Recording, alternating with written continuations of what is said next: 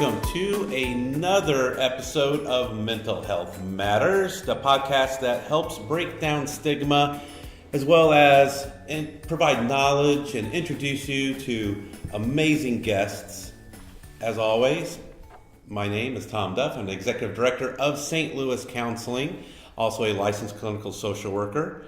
And as I said earlier, as always, we always have some interesting guests. And I thought, what better way to have a Super Bowl week than to have on one of my favorite football compadres. I don't know if that's the right word. But anyway, our Chief Program Officer at St. Louis Counseling is Saundra Barker. Welcome, Saundra. Thank you, Tom. Well, we are going to, you know what, let's start first with it's Super Bowl week. Now, so let me kind of explain to everybody real quick. So, I moved to St. Louis. I'm from Illinois. I'm a big Cubs fan and a big Bears fan. So moving to St. Louis, I knew I was going to encounter, Cardinal love and Cub hatred. So, I can handle that. But then the first day I meet Saundra, she tells me she's a fan of Packers, Green Bay. Green Bay Packers. So how lucky are we to have that in common? I actually think I said, don't tell me you're a Bears fan and want to work at St. Louis Counseling. I think that's the way it went. Yeah, I think it was. And then you told me, you hate the Vikings more than the Bears, so you just kind of tolerate the Bears. I'm kind of the same way, too. That purple, that's just ugly. Purple's it's just bad. ugly. Yep. So hopefully there's no purple people from back in the day that are listening to this that feel offended now, so I apologize if there are. However, we are truly here to talk about mental health. So one of the cool things about St. Louis Counseling is we have a couple different programs. One is our office-based counseling, which you guys have probably heard me talk about before, 8 different locations in the St. Louis, Missouri region here. And we also have this really cool, unique program called the School Partnership Program. So bottom line is we put therapists inside of schools, public and private schools, to address mental health needs. So Saundra, of course, oversees that at St. Louis Counseling, but at the same time, Saundra also brings this wealth of knowledge in working in rural and urban locations, within school districts, within office settings. So she brings just kind of a whole different level of understanding. So we're going to talk a little bit today about the importance of having mental health availability in schools, the challenges to having the opportunity to have mental health present in schools, as well as what does that look like. So anyway, let's get into it. So Saundra, first of all, through your experiences, I guess what's the importance of having mental health inside of schools? Like why do you find it makes an impact? Well, the first thing for me when I think about it is that where do kids spend most of their life, or a good portion of their life is at school. 7 or 8 hours a day is an incredible amount of time, and teachers sometimes, educators are the first people to recognize mental health issues, even before parents do, before anybody else in their life notices some kind of mental health issue going on, an educator does.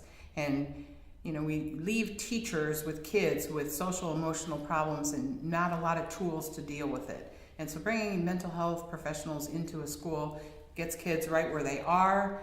You're able to talk with them, you can walk with them through a problem right where they're having to negotiate relationships with friends, where they're having to deal with meltdowns in a classroom because something has traumatized them or an old trauma is brought up. So mental health in school is just meeting kids where they are a good deal of their life. You mentioned the term social emotional. Explain maybe kind of what that means. Well, it's really how kids relate to their world with, they bring emotional stuff from either traumas in their home or just anxiety that they have, depression, and then they have to negotiate their social world, how they relate to their friends, how they relate to teachers, how they take direction from authority, anything social. You know how you and I have to try to relate to each other, even in the office. We have our differences. Yes, we do. Mm-hmm. And, but we have some emotional health, hopefully, to be able to handle that. And when you talk about kids whose emotional health is pretty lacking, or they don't have a lot of support at home, or they need some kind of support, you have the mental health person there to kind of help them negotiate those waters and deal with social relationships. So, I remember growing up, and you're probably around the same era as me. That's a nice joke. But I think we both remember kids that were different, that other kids made fun of, that put labels on them. And when I think back, so I grew up in a smaller town, and so there wasn't a whole level of. There might have been one self-contained classroom, and I can barely remember that. But a lot of times those kids were inside the classroom that were maybe behavior problems, had a mental health issue, had some type of trauma, and there wasn't, they were just part of the regular mix. So, from your experiences, schools need to work with those kids a little bit differently than, your average intellect kid or higher functioning kid, right? Well, yeah, they do. And I think what we see now so much is that we're identifying where some of these problems are, that it isn't just a kid with behavior problems, that perhaps they're coming from, child abuse in their home or neglect or a trauma in their life. And so lots of things can trigger them when they're at school. So they might be sitting in the classroom and a noise or a sound or a smell or anything, or an annoyance from another student might trigger them in a way that another kid does. And so it takes a whole lot of consultation and training, and not just counseling with the kid to help them get through those days, but helping teachers recognize that and see that it is something that they can work with, and that we don't have to separate kids into other classrooms, that there's just strategies and tools that they can use too that help kids get through a regular normal day. And so we don't have to keep the kids separated, because that's not the best way to teach kids. And we know that kids can't learn in a vacuum. Kids can't learn if their social and emotional needs aren't being met. They come to school and they're lost sometimes, or they get easily triggered by something, and then we lose the learning experience for them because they spend 4 hours of their day in the office or whatever. And so this is just a great way to not separate them, keep them in the environment with all the other kids so they learn how to function in the world. So what about that argument of, well, one of those kids is you keep them inside the classroom, then they're going to disrupt all the other kids' learning.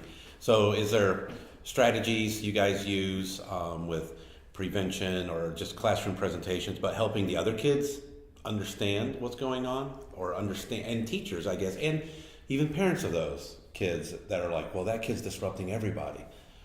Yeah, absolutely we do. We have lots of different kinds of presentations. Some of them are, most of them are nationally recognized research-based programs, curriculum that teach social emotional skills, problem solving, conflict resolution, critical thinking skills for all the kids in the classroom.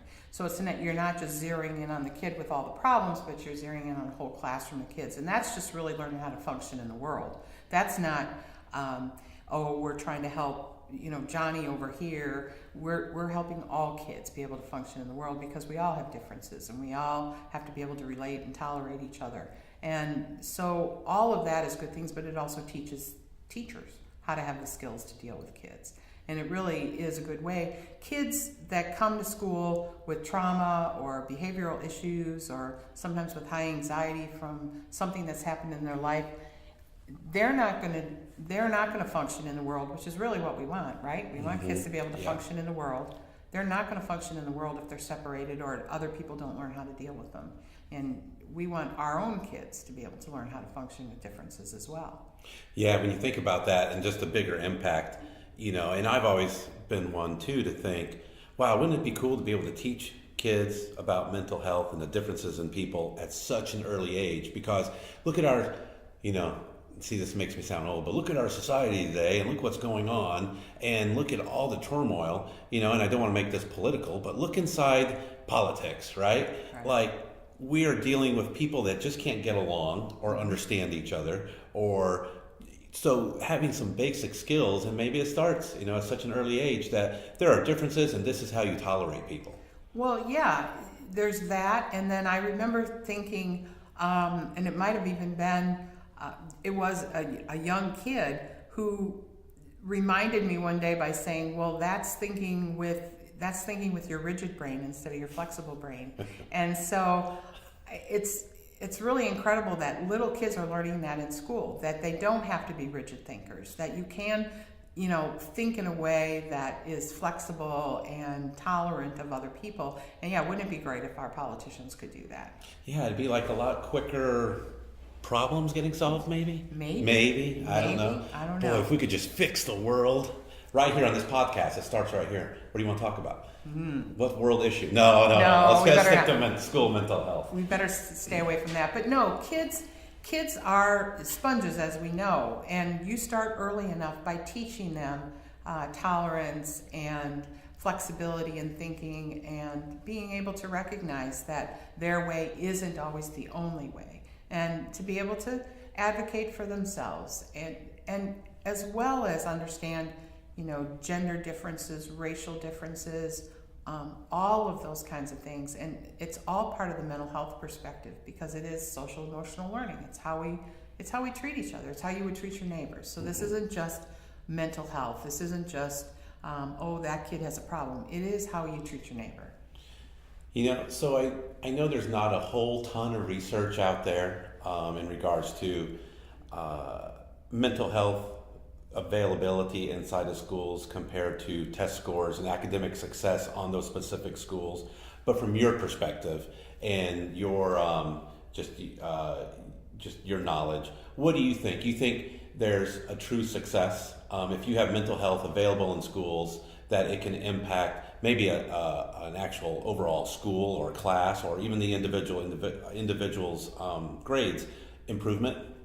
Well, there is some research out there. What's really hard, though, is to be able to figure out what one factor can be attributed to that, which is why it shows there isn't a lot of research. But actually, anecdotally, what schools will tell us, principals will tell us, whole administrations will tell us, is that when we place mental health professionals in their school, things do improve. Kids are getting along better, grades are going up, the persistence to graduation in high schools and middle schools improves, so kids are staying in school longer. They feel like they have support systems at school. They feel like they help within the school. Just imagine that you have a 4-year-old in a preschool class who's acting out, and the school's approach before was send them to the office, call their parents, and send them home. And not that doesn't still happen on occasion or have to happen on occasion, but if you have a mental health person who can go into that classroom, push into that classroom and work with that kid as the situation is happening, so that they learn the skill when it comes up rather than trying to apply it later on, or even going to office counseling, which I'm not opposed to, but... you better not be. No, not at all. It's a good thing. But if kids are learning skills 5 hours after school rather than during the school day, they're not being able to learn it and apply it. Same goes as the kids get older. You have a 14-year-old who's having a meltdown for one reason or other, is angry and can't focus on doing their schoolwork. You have a mental health person who can walk them through, okay, here's some strategies, here's some coping skills. Let me remind you of things we've talked about, some just basic deep breathing and counting strategies, and then support. They can go back to class and learn. So it obviously has an impact on grades and learning and discipline referrals and all those things. Attendance. Any principal, any teacher will tell you that mental health only helps their schools. I really have never heard anybody say, no, please don't send counselors in our school. Please don't. Hope not. You are listening to Mental Health Matters with Tom Duff, and our special guest today, Green Bay Packer fan, Wisconsin native extraordinaire, Saundra Barker. Wow, that was on cue even. First of all, are the Packers in the Super Bowl? No, they're not. Did they make the playoffs? No. No? Okay, we'll keep going. Maybe you can help me grieve, since you're used to it so much after years of being a Bears fan. Touche. But I live in the present. I know I don't like to dwell in the past. I like to live, and now it's next year already. Good thing. It's almost baseball season. And back to Cub Talk, which will be a whole different podcast. Mental health Cub Talk. That could be an interesting... Probably they need some mental health help. They have a mental pitching coach now, Bob Tewksbury, former Cardinal, I think. But anyway, that's another story. And another podcast that we can maybe grow into.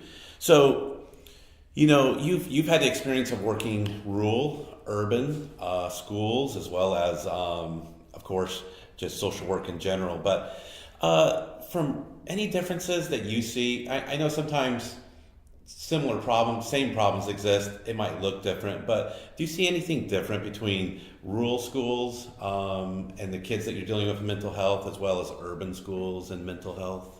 Well, there's obvious differences. I mean, you're right. The problems that kids bring to school they mimic each other. I mean, trauma may come from other sources, but trauma, the behaviors that are exhibited by trauma are the same. So the kids bring the same kinds of triggers and the same kinds of emotional things to school with them. The differences are in resources that are available, access to health care and mental health care. So placing counselors in schools in rural areas is extremely important, because mental health care outside of, even within their communities, the access is so low. So having mental health services available in schools is critical in rural areas. I would say even more so than in urban areas, just because of access. The close-knit communities, how well people know each other in rural versus urban areas is a factor. There's a lot more stigma attached, I think, in rural areas than there is in urban areas, just because anonymity is not always present. And so there's that. But in terms of what kids bring with them, they're still dealing with poverty, they're still dealing with child abuse, they're still dealing with some of the same issues that we see. It might manifest itself a little bit differently, like I said, because of transportation, access, those kinds of things. But for the most part, those issues are the same. It's all those external environmental factors that cause the differences. But the need for mental health in both urban and rural is great. And unfortunately, I know we as an agency, and you handle, these calls as well, that we have to deal with crisis situations, and unfortunately, suicide attempts, overdose issues that are coming up, and it always feels like throughout time, it's getting worse, and so when we go into a school. When you yourself, or when you send one of our clinicians in to deal with a death of a student, sometimes a death of a teacher, what are some of the things that they're doing? So I think a lot of times people will hear on the news, well, there's grief counselors available for students, or counselors are coming in to assist. But what does that look like for someone who's never really experienced that? Well, basically what you want to do is, this is not long-term mental health counseling. This is just immediate need. We know that people progress farther along in the grief process, or with any mental health issue after a death or some kind of crisis event, if they get some immediate help. And so when we send our therapists in, or sometimes they're already there and they're just dealing with the crisis, the main objective really is to give support to any students who want to come in and talk. Because in addition to having to deal with whatever crisis event has happened, and you mentioned suicide, which, sadly is probably the most, common thing that we see, but they also get triggered from past deaths, past, crisis experiences they've had. So it brings up a lot of their own stuff, and then you add the other crisis event on. So sometimes it's just a matter of being supportive, offering them some coping skills and some strategies and resources. We're doing that not only for the kids, but in the schools, but also for the teachers and the administration and leadership, and then trying to help leadership and administration in the school know what to do next. They oftentimes ask us questions about, well, should we close the school for a funeral? What age? The parents come and say, should we let our kids attend funerals? So just some questions about, just how to proceed. People are really at a loss when a crisis comes up. They don't know what steps to take next, and they don't want to do more harm to their kids. And some of these crisis events are world events. We all watched, horrifically when Sandy Hook happened. And then what do we do with all this information? We saw little kids being shot to death. And then how do you send your kids to school? Mm-hmm. So parents want those kinds of question answers. Teachers want to know what to say to kids, who are 6 and 7 years old. And then we had to send crisis counselors in to deal with the kids, because they're scared. they see things on the news. And you had mentioned when you were talking that, does this happen more?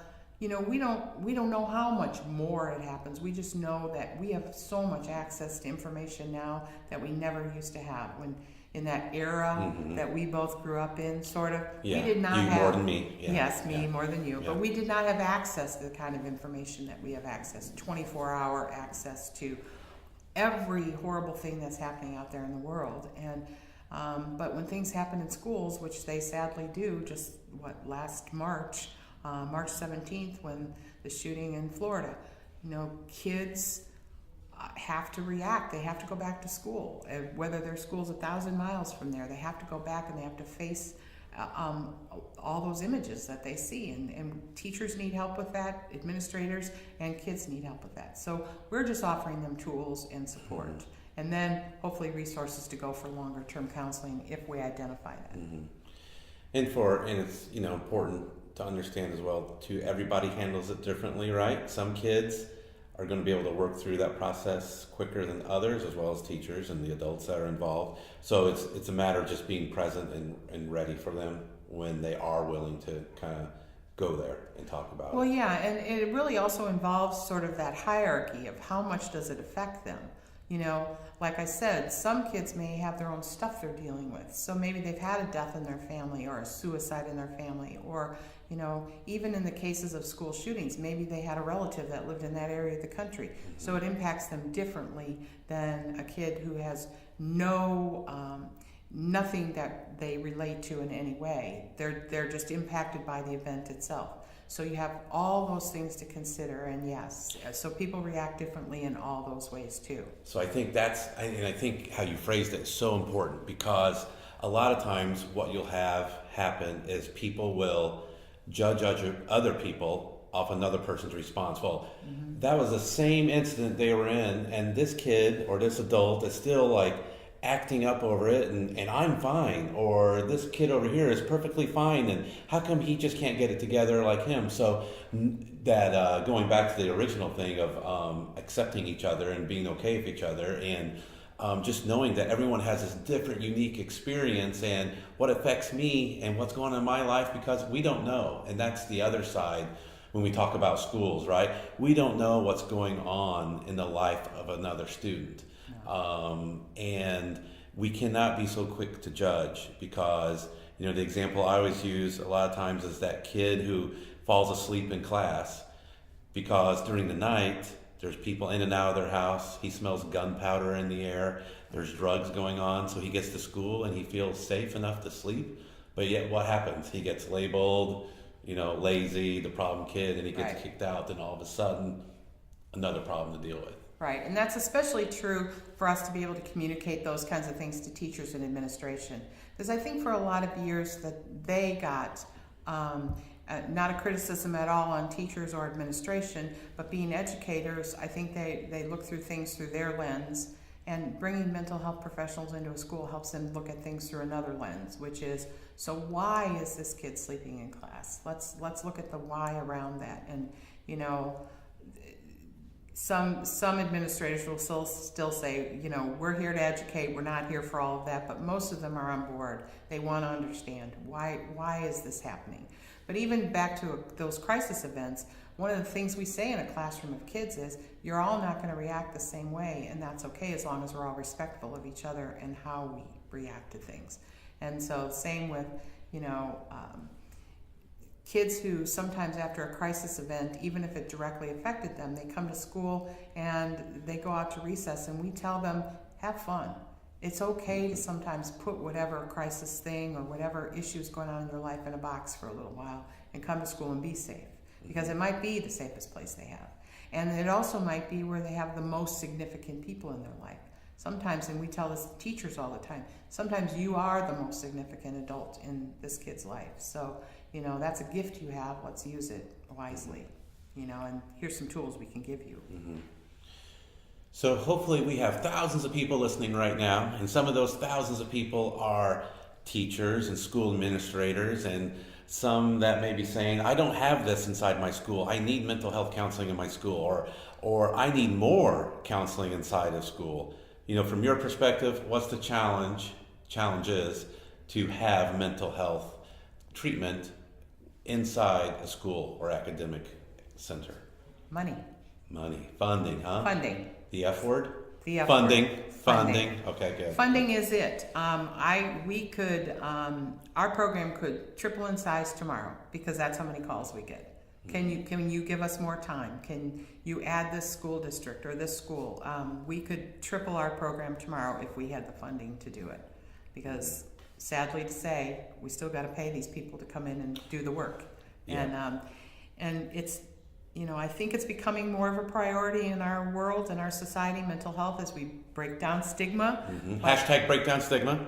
But it is not a number one priority right now. It's not at the level it needs to be. Let me say that. Mm-hmm. So we have to keep working in that direction because it is critical for the kids to get what they need in order to learn and be productive citizens, which is what we want for everybody, right? Yep, exactly. And to be happy. And to be happy and productive. Well, and when you look at a school budget, right? They have to have all this, like you said, schools are created to provide academic support and education to students and make them healthy adults or grow them into healthy adults. So their budget's only so big. And so then if they can afford, a mental health counselor, that's great. But we also know a lot of times that counselor, so your school may have a school counselor, but they're probably also dealing with guidance, counseling issues, case management connection. So, having that person devoted to just treatment and therapy and intervention, that's what we're talking about here too.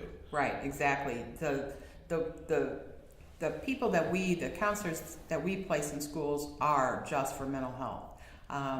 That could be a classroom presentation dealing with mental health issues, but it is also individual and small group counseling. And like you said, the guidance counselors in the schools have lots of other hats they have to wear. And there's no competition there. They're extremely happy to have us in their schools because they know it only helps them be able to do their job more effectively. Not make their job easier, but do their job more effectively. Because they can see whatever thing they're dealing with that kid, and maybe they're trying to find them just resources for food and how to help their parents pay rent or get clothes for the kids. I mean, we have kids that come to school with, no coats. And so you have a counselor in some schools who are looking for that for them, and then they can see that there's something else going on, and they have a mental health person to help them deal with that. Or they have huge meltdown in the classroom, and the counselor can't deal with every meltdown that's going on. So we help them do their job more effectively, and they're happy to have us there too. Yeah, there's enough work to go around for everyone. Absolutely. And then, so then we become, dependent upon finding government grants, county grants, private foundation grants, donors that are wanting to help to be able to fund this because the shortage is there from school budgets. And so then, as you mentioned, we could triple tomorrow if the funding was there, right? That's right. And the impact is great too. And I think that's the other side. When we talk about mental health and how it touches every component of our society. So if a school can grow an individual from an early age on into, to be able to graduate, because we also know kids that with mental health are more prone to drop out of school, to stop going to school. And so then being able to get them into a college atmosphere, a trade school, or into just a working environment is progress. And that improves the economy and improves unemployment rates. So all those things connect just by maybe having that intervention inside of schools.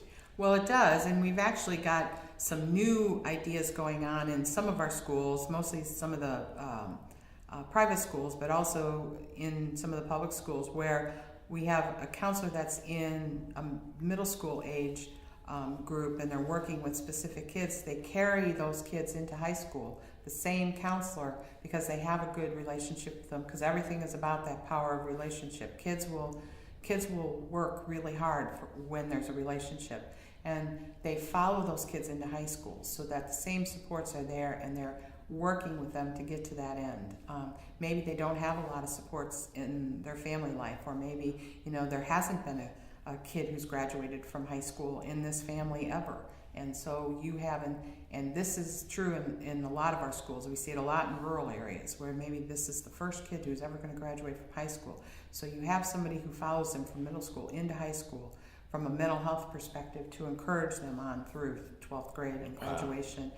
And it's pretty powerful, and there's a lot of research out there about how this is important to follow certain kids to keep them going. So yeah, the relationship, which is the key to many aspects of our world, right? It's what we tell our therapists every day, and power of relationship is huge. Awesome. Well, I think we're starting to wrap up here, Saundra Barker. Okay, Tom. And we've been actually pretty appropriate with our back and forth, so that shows we can be intelligent when we want to be. We can problem solve. We can resolve conflict in a really positive way. We can, yes, and we're different, right? Female, male, Wisconsin, Illinois, Packer, Bears, yeah. Cardinal, Cubs, because I am a Cardinal fan. Oh, you had to put that in there. Not a Brewers fan. Interesting. Well, anyway, I was really excited to get you to be on this podcast. I know we waited a few episodes, so I'm glad you finally got on here to Mental Health Matters, of course. And so I'm sure we'll be hearing from you again because several of the topics that you discussed, I actually want to get into more detail probably in just later podcasts.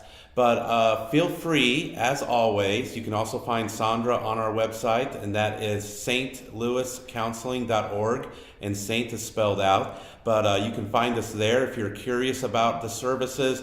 You have more questions for us or any questions at all, feel free to reach out. And this has been another episode of Mental Health Matters, and we will see you again next week. This has been Mental Health Matters with Tom Duff of St. Louis Counseling Services. Check out stlouiscounseling.org for more information.